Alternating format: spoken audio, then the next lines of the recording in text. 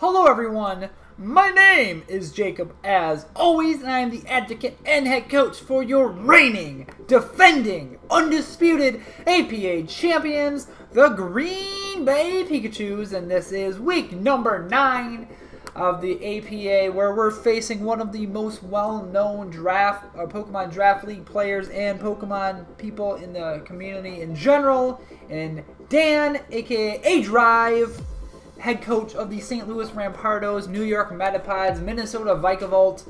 So many possibilities. Like, honestly, he's the Rampardos in this league. Not the Los Angeles Rampardos, the St. Louis Rampardos. But obviously, I am pretty positive, like 99.99% positive. You've heard of aDrive before. But if you haven't, for whatever reason, make sure you check him out in the description down below to his Twitter and his YouTube. He's a phenomenal guy, and he's a phenomenal player as well. He's coming off a rough week last week, just like we are. He lost to Kyle A and his Porygon 2, Boost Porygon 2, that is.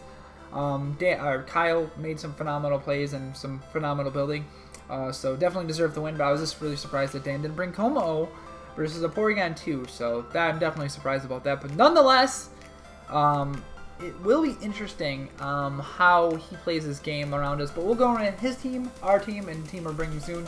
Now, you might be wondering why we're doing a team builder when I just got over the fact last week, well, this playoff time, a lot of these matches coming up are potential playoff previews.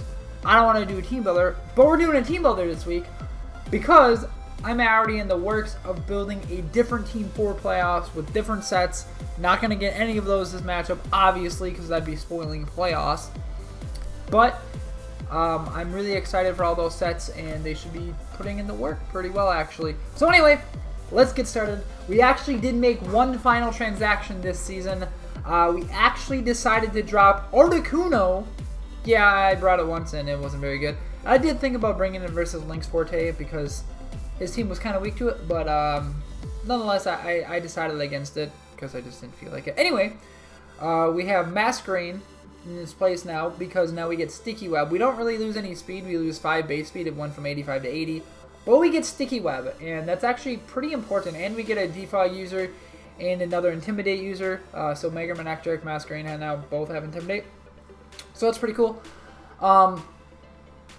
Masquerain has some pretty decent matchup against people in the playoffs. Or the playoff picture. So I definitely need to be interested in that. So that's why we picked it up. We just have good matchups overall. A lot better than Articuno, so I just like, well, Masquerain's a bigger threat. Well, not a bigger threat, but it has capabilities of being a nuisance because of Sticky Webs. And especially a team like Dan's right here, where he's got one way to remove hazards, and that is Rapid Spin Torkoal. And we have a Jellicent. Yeah, he could bring Solar Beam, which he probably will bring. But at the same time, I mean, we can click Recover, beat it 1v1, keep spamming Recover until the sun's out, unless he's Heat Rock. And eventually, like, with our leftovers that we're bringing on Jellicent, he's not going to be able to beat us very well. Even if he's, like, offensive. So, yeah, like, we'll be able to scout the damage, immediately pressure it. And if he doesn't bring Torkoal, well, then we don't even need to go that route. And then if he doesn't bring Torkoal, that means Mega Houndoom is less of a threat. And all that stuff. So, very, very interesting for sure. We have ways to beat most of his Pokemon pretty well. We have ways... the only problematic Pokemon I really, really want to say are Cresselia and Celebi. Besides that, like, we handle his Pokemon pretty... Well, Nidoking too. Obviously Nidoking. But let's go over team preview. So we have Zygarde 50%, Mega Manectric, Fortress, Azelf, Jellicent, Nihilego, Emboar, Licky, Liepard, Masquerain, and Tapu Bulu. Our Z Pokemon are Bulu and Zygarde 50.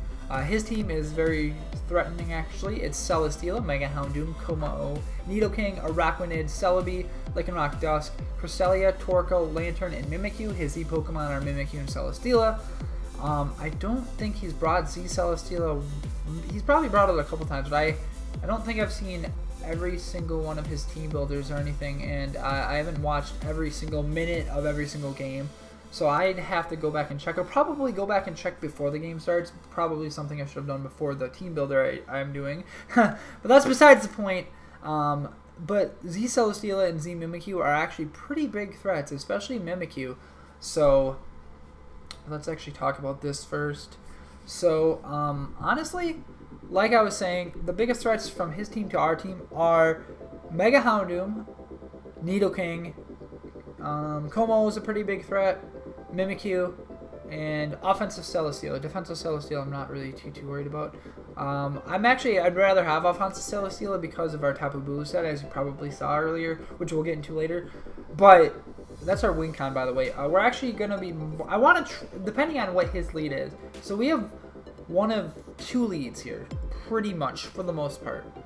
We either will lead with Masquerain or Jellicent. You don't see that we're bringing Jellicent. We're bringing Jellicent because we have to. If we're bringing Webs, we've got to bring Jellicent when his only removal is Torkoal.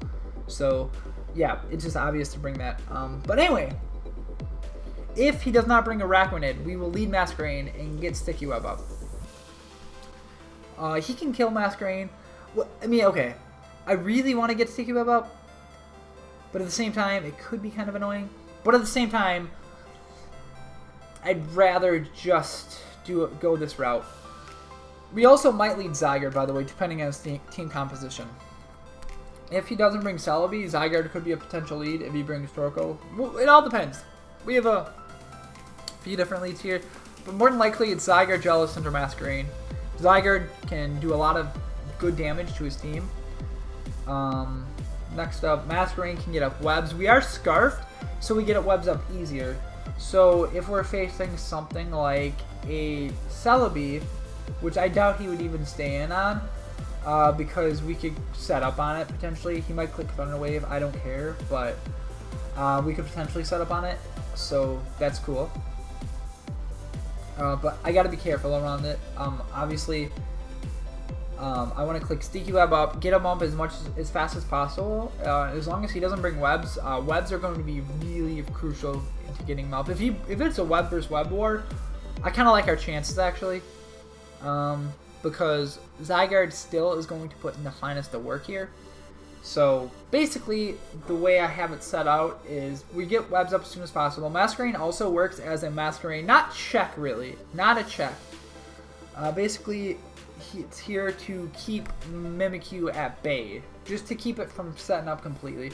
So if we get Webs up and later on we need to switch in Masquerain to prevent us from losing the game to Mimikyu, we can just switch it in, click Haze, just spam Haze. He can't set up. We'll just keep spamming Haze. He'll eventually have to kill us, and then that'll open the door for something like Tapu Bulu. Because with our investment and after rocks, obviously we get the Intimidate, so it'd be at -1. But if you click Sword Zenith, he'd be at +1. We can live an Adamant +1 Life Orb Shadow Sneak. It does 41 to 49 to our Masquerain. So we live no matter what. Click Haze. Or click Defog if we need to go that route. I would click Haze probably in that situation, be setting up with Mimikyu, because Mimikyu is a huge threat. Unless Webs are up at that point, but I wouldn't click Defog, that'd be silly. I would just keep spamming Haze. Like if Webs are up, we can just freely spam Haze all we want, and it cannot set up. I need to break the thing's disguise as soon as I can, so that's very, very important. I'm just hoping he doesn't bring Araquanid, but in case he does, we have Defog in case we can set up Webs still, and he can't. If we kill Araquanid, then we click Defog if he's got Webs up for whatever reason. But if he does bring Webs, if he does bring Araquanid, I will lead Jellicent. To click Taunt. And the only way he'll get Webs up that if he's faster than our Jellicent, which we have 12 speed. I couldn't afford to run much more speed into this. I really wanted to try to go to max speed Adamant Araquanid, but I couldn't afford it. We needed the investment we had and everything, so that kind of stinks. But so that is what it is. So we can taunt it, and if he's not Mental Orb, we'll get it up. So, and we can just kind of click Scald. No burns obvious on Araquanid, but if he switches out, he can't really do much to our Jellicent. If he's banded, Adamant Crunch, Banded Crunch, or Brave Banded Crunch, whatever. Attack Raising Crunch. Banded Crunch does 49 to 58, so he cannot kill us. But if he does that much damage, we know he's banded, and we can go into Tapu Bulu, we can go into our Masquerain, we can go into Emboar if we wanted to. We're bringing all of those. You'll see why we're bringing Emboar. It's actually a really good check to Mega Houndoom for sure. That's cool then. So We are physically defensive, so we can take on Como better. We can live in Adamant +1 Outrage, which is his hardest hitting move after Rocks. And if he doesn't have Outrage, if he's got Dragon Claw, well, we live in Adamant Life Orb. Dragon Claw after Rocks. So that is important to note. But we still have to be careful. So with our 100 special attack investment, Dazzling Gleam will put it into range where Adamant Banded, we're bringing Banded Adamant Zygarde to. Well, Extreme Speed will kill. So 100 special attack we need. Based on his HP around, I have it so that's if he's like 132 HP investment into Como. The reason why I think he might go that is because he would be 252 attack. And if he's special, like, I'm really not worried about special, honestly, that much. But if he's sub-Salic, Belly Drum or something, that could be scary. But then we'll click Dazzling Gleam, and then we'll potentially play around it. We can go into Masquerade and Intimidate and attack at that route or something like that if we need to. But by the time he gets down to Salic, we'd break his sub, and we could revenge with Banded Extreme Speed. So I doubt he'd beat Belly Drum Salic Berry. I mean, it potentially could be. That'd be interesting. That'd be hard to beat, kind of, in a way. But we have a way of beating it. We have priority if we need to go that route. But yeah, we have this to deal with Como. It's our best Como answer, essentially, because Zygarde we don't want to just let it die to an Adamant Outrage or an Adamant Dragon Claw. We could have been Habanberry, but he has Ice Punch he can run, so I don't want to go that route. Bulu dies to Poison Jab. We could have been Cabia Berry, potentially, but if he's Ice Punch, he's still potentially 2 KO if we try to switch it in. I don't want to mess with that. So Fortress, Fire Punch. Azelf is not going to appreciate +1 Dragon Claw or anything like that. The Heligo, same thing. We could have been Scarfed to check it, but I need Heligo to check Nidoking this matchup with Air Balloon when we'll get to that. So Emboar, no. Licky, absolutely not. Liepard, nope. Could have like paralyzed with Thunder Wave, but he could have been Moonberry then. That could have just been bad. Masquerade can get Intimidate, which can help us, not check it, but just can help us out. And then Bulu is a different kind of set, which you're gonna see soon. But yeah, that's our Jellicent here. Should be effective when how we wanted to play around it. I can taunt on the I can taunt Cresselia. I can taunt the Celebi. We gotta be careful. Absolutely have to be careful. Like Cresselia under webs is actually kind of annoying because it levitates. So Calm Mind, like not offensive, but like Calm Mind speedy-ish Cresselia could be very, very annoying under webs. Because it's bulky already. Sets up Calm Mind, it could be very annoying. Like if it's just like Moonlight, Psyshock, Calm Mind, Ice Beam, that could be very problematic. But we can try to beat it with Bulu. Just hope we just gotta prevent webs up from getting up ever. Like we cannot do it. Plus we have Haze on Masquerade for that reason too, so we can eliminate stat changes, then go into Bulu and play around it that way. Because his rockers are Como, Nidoking, Celebi, Torkoal. And Lycanroc Dusk. So he's got plenty of rockers. That's not an issue at all for him. We just have to play around it well. If he's got Lycanroc Dusk and Masquerade, that is kind of annoying. Or sorry, Lycanroc Dusk and Arachnid. Because if we lead with Jellicent, I kind of want to run Cold Array, but we need leftovers for some passive recovery. Like we have Recover, but we need leftovers for some more recovery to deal with something like Como. I don't want to mess with that. I really don't. And also we have 12 speed in this, so we also outspeed 0 speed Celesteela. Like I said, I couldn't run any more speed in this than I wanted to. I really wanted to, but I really couldn't afford it. This is the spread for Jellicent. Next up, I guess we'll go to our check to a Mega Houndoom in Assault Vest, very, very bulky Emboar. So this is kind of a weird spread. So we outspeed Adamant Max Speed or Magnus Max Speed Celesteela by 1 point. We have 252 special defense to take on hits from Mega Houndoom and Adamant Nature and 28 attack just to deal out a lot of damage as well. Now, low kick is just good middle ground. I didn't want to go hammer arm or superpower because that either lowers some kind of stats. So low kick is just the best overall way to hit his team. Flare Blitz hits his team extremely hard. It'll hit Cresselia extremely hard if we need to go that route, which we do outspeed Cresselia if he's not that speedy, which I could envision him being enough speed for like Adam and Ember or something like that, and then physically defensive with Ice Beam and things like that. But yeah, Stomping Tantrum's actually just to hit Lantern, and we couldn't run Earthquake because of Bulu. Like, Stomping Tantrum does a decent chunk, does like, if he's like physically defensive, it'll do like 33 to 39 or something around that nature with Adam at 28. But if he's like not physically defensive, Lantern could easily come because of Mega Man Electric too, in case he doesn't want to switch in Nidoking, because Nidoking is more of a breaker and a pretty good win con if he can just keep it healthy and well. So I could actually see a Lantern coming, because Celebi, albeit resist Electric, does not resist Signal Beam, so that's bad for him. So I don't know, he could potentially bring Celebi though, because Zygarde can do well, or it can check Zygarde pretty okay. But yeah, under webs, like this actually just outspeeds pretty much everything, aside from Mega Houndoom, which honestly, well, and Lycanroc, so that kind of sucks. But with Lycanroc, well, he would just go pretty much max, but maybe I'll change it a little bit. But I mean, max speed's not really going to do much for me, is it? That doesn't allow me to outspeed Lycanroc, does it? No, it's still not going to allow me to outspeed Lycanroc, so there's no point in me doing that. I wanted to run Sucker Punch, but couldn't really fit it on the set. Wild Charge is for the Araquanid. Flare Blitz for Stab. I mean, it's just, Mega Houndoom does not do much to this at all. Like in the sun, Fire Blast does not even 3-hit KO, I don't think. Let me do a quick calc, and I'll tell you how bulky this Ember is. Like, it's nuts how bulky this thing is. So we're 252 Assault Vest.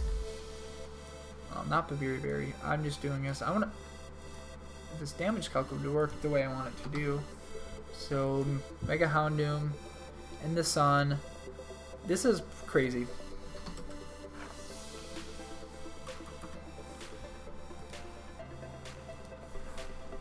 So Fire Blast in the sun to an Assault Vest Ember does 41 to 48. Like, that's still a lot of damage, but at the same time, like, that's not as much as you would think. I don't know if he can go Fire Blast here. And honestly, if he's Dark Pulse, which I think, I mean, the Heligo will eat up hits too. But HP Ground does the same thing. So if he's out of the sun, +2. If he doesn't bring Torkoal, if the sun's not up, +2 HP Ground only does 54 to 63. Yeah.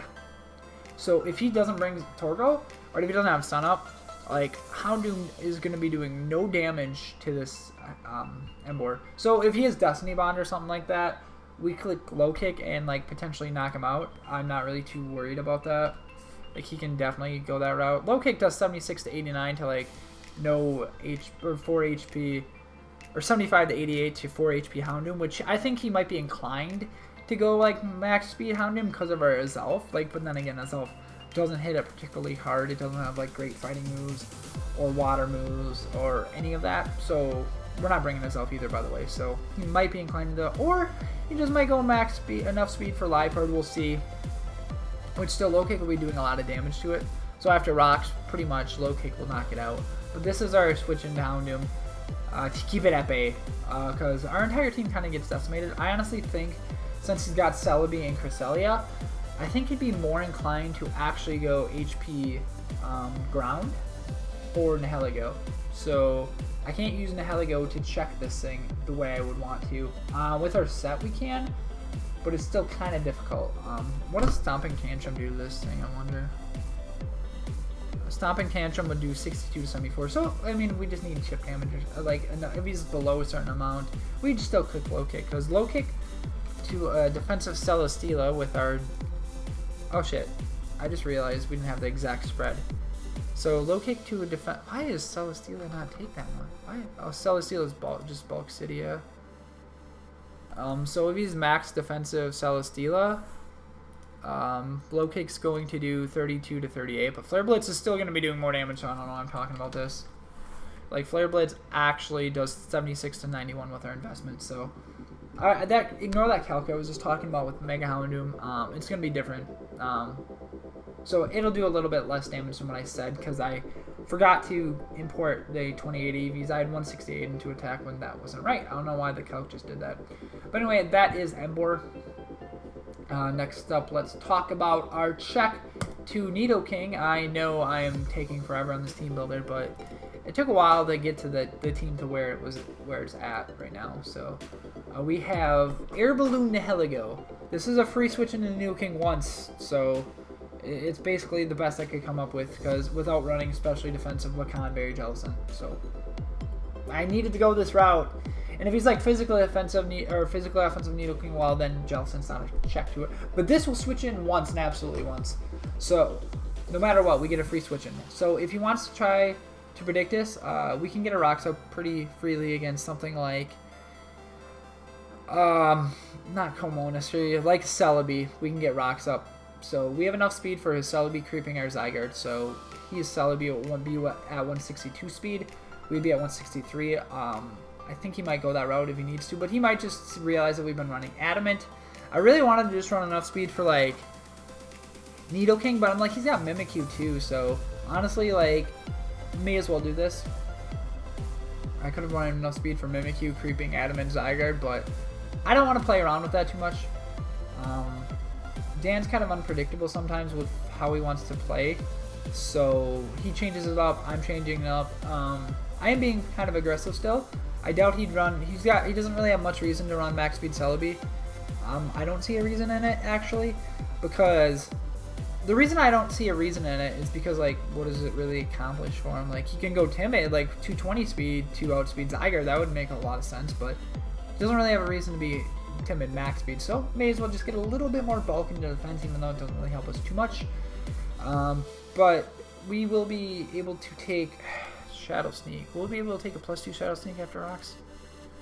I thought that's what it was. Maybe. We'll see. Nihilego.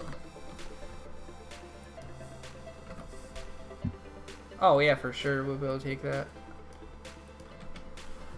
Yeah, almost after 2 Stealth Rock switches, we can take an Adamant Life Orb +2 Shadow Sneak, so this will actually help us check Mr. Mimikyu, especially if webs are up and our balloon's still intact. We won't be affected by the webs because we'll be on the balloon. So I thought that was important. So we can check Mimikyu that way if we break the skies, and then Sludge Wave will actually do, well, not Life Orb, let's be honest. So Sludge Wave would actually just do 58 to 69. So we can weaken it, make it take chip. It'll be important. It kind of sucks though. The awesome thing about this is, say it's Mimikyu versus Nihilego. I think a switch into this will honestly be either Cress, Celebi, or Celesteela. Well, not Celebi. Celebi will not switch in Nemric. Sorry. It'll be Cress or Celesteela. I think one will be Spidef, one will be physically defensive. I think Cress will be physically defensive because it gets Ice Beam, where Celesteela will be special defensive to try to handle this more. Where honestly, these two in tandem can kind of work out well together. We have a lot of physical offense of Pokemon on this team, so we needed especially defensive or especially offensive Pokemon. So Nihilego fits that bill perfectly. Like I said, I wanted to bring Mega Man Electric, but it's so hard to fit on the team with the team that we're bringing. So I just want to kind of gauge his team and see how he's gonna build for the first matchup, because I think I'm anticipating a playoff rematch between Dan and I, so I want to see what he's going to bring. So I'm going to bring a completely different team, so don't worry about that. So I don't mind revealing a team like this, or at least I think I'll be uploading this. If I don't upload it, well, I'm not going to say anything during the live narration. I'll just say, hey, you guys know what the team we're bringing because of the team builder. But if I don't, I'll be doing post narration and you guys won't even be seeing this. But anyway, Nidoking can't take a combination of Sludge Wave into Psychic, so we can kill Nidoking like that. I need Psychic on this. I wanted to bring Thunderbolt, but it was so hard. I needed a Rocker. Fortress hasn't, like, pretty matchup because of Cresselia and stuff like that. I'm like, no, I don't want to mess with that. So we're bringing Nihilego. Nihilego actually checks a lot of his threats. We can weaken Cresselia, so that's important. I really wanted to run Toxic, but no, Toxic does nothing to Celesteela. Thunderbolt does. I kind of wish this were a potential Z Pokemon. I could have brought this maybe, but no. Nihilego is pretty. I like Nihilego here though in this matchup. It can do a lot of work to his team, and we'll get a special attack boost. I didn't want or none. I needed this special attack, so I would kill Nidoking with Sludge Wave into Psychic. Running Psychic, obviously, oversized Shock because of Como. So yeah, Psychic's still more powerful versus Nidoking anyway, so higher base power. Nidoking's got a little bit more physical defense and special defense, so no sense in running Psy Shock this match. Absolutely none. Potentially Houndoom could pursue trap us, but we can take that because it's not that strong physically offensive, and I don't know, we have a lot of HP and some defense. Nihiligo's not as frail as everyone thinks on the physical defensive side. It is a lot better than people give it credit for, so that's for sure. But next up, we're going to go to our Breaker to make room for our Sweeper, under Webs that is. So our Breaker is Choice Band and Zygarde. We have enough speed for Modest / Adamant / just neutral speed, max speed, Como and Nidoking, so that goes to 137. We're at 138, so we outspeed those. So we can just kind of spam 1,000 arrows. Cresselia takes about like 22 to 29, 8 or something like that from Adamant Band. It's so bulky. I hate it. I hate it. I hate it. I hate it. I hate it. I hate it. I wish I could have fit Toxic on a Pokemon, but I couldn't really fit Toxic. But if we can just make sure it can click its recovery move, which will be Moonlight, obviously. We can try to get into Bulu and set up and potentially just beat it down and win versus it. Because I don't anticipate Thunder Wave because of Zygarde. Could run Icy Wind, but Thunder Wave will not come. Thunder Wave won't come. It'll be Ice Beam, Moonlight. It'll be Ice Beam / Icy Wind, Moonlight, Psy Shock for Nihilego, and probably either Sub, Calm Mind, Toxic. It will not be Thunder Wave. That's all I know for sure. It won't be Thunder Wave. So, depending on what it is here, we'll have to play around it accordingly and hope we can do our best. But Crunch will still do a lot. I think Crunch does like 33 to 39 to it. Extreme Speed's just for that chip. And Outrage is a move that we can just click. If his Fairy type and Mimikyu is gone, and Celesteela is weakened into range of Adamant Outrage, I will just click Adamant Outrage and try to just sweep his team from that range. Potentially, I guess he could be Habanberry Como, but I think more like setup like Dragonance is more likely. But Como might not even come, but I think it should because it can take advantage of potential. Like, he might learn his lesson. Like, okay, he might bring Como because he's didn't do very well against Porygon 2 last week, and he might be afraid of Licky Licky. If it weren't for Como on his team, I'd probably bring Licky Licky, I'm not even going to lie, because just so much work against Nidoking. I honestly think he'll bring mixed Nidoking. Either, if he doesn't bring Como, he's definitely bringing Superpower Nidoking for Licky Licky, which we're not bringing.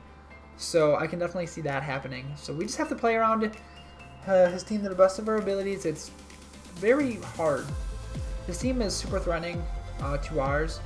So I just want to gauge this battle. This battle is not necessarily about winning. It's about gauging what Dan brings this week to combat our threats. And I'm sure he's probably not going to go all in, as he probably realizes just as much as I do that this is a possible playoff matchup, and we don't want to go all in this week because of that. So we just want to see what the opposing person might bring versus the other. But last but not least, let's talk about Bulky Briandy, Tapu Bulu. Our win condition this week under Sticky Web. We have to get webs up for this to work. This is kind of a little gimmicky, but in order for this to work, we have to get webs up. No doubt, webs are an absolute necessity this week. And once we get webs up, webs are not getting out of the battle. Like, pretty sure, unless he eliminates Jellicent early somehow, which he could potentially with Pursuit Houndoom or something of that nature, but that's his only Pursuit mon, so we'll see. We battle like 2 hours, by the way, I think, so anyway, that's cool. But we're Swords Dance, Hornleech, Mega Horn, Superpower. This set absolutely bops his team. Yes, Torkoal switches in, but we have Jellicent, Zygarde, a lot of threats. So yeah, I'm not too worried about Torkoal. Once it gets weakened, it's got no recovery. Unless he runs like a Guava Berry, one of the Super Berries, which I get so annoyed seeing the Super Berries. You have no idea, guys. I get so annoyed just seeing Super Berries on Pokemon. Like, they're good, but like I don't think they should come as much as some people bring them. Hugo. I'm sorry, Hugo. I'm just kidding. Hugo's a good guy. But he's got a VGC mindset, so makes sense. Super Rares are awesome in VGC, but I just don't think they're as good in singles. Yes, they're pretty decent, but I don't think you bring them on every team. That's just me. Maybe that's just my single mindset going. I haven't played VGC enough, but anyway, that's that. With this investment, +2 Titanium Z superpower has a 62.5% chance to OHKO Celesteela after rocks, and that is to a physically defensive Celesteela. Like I said earlier, I expect specially defensive. If he is a specially defensive Celesteela, I believe Tapu Bulu will just OHKO it. So that's very important to note. +2 Celesteela. If he's like, he'd still be max HP, so we would give him max HP, but if he's like more specially defensive, so superpower. Yeah, +2 superpower does 113 to 133. It annihilates Celesteela if he's especially defensive, which I'm going to have to gauge based on the damage from Scald, from Jellicent, or a Nihilego Psychic, or something like that. We're going to have to gauge the damage.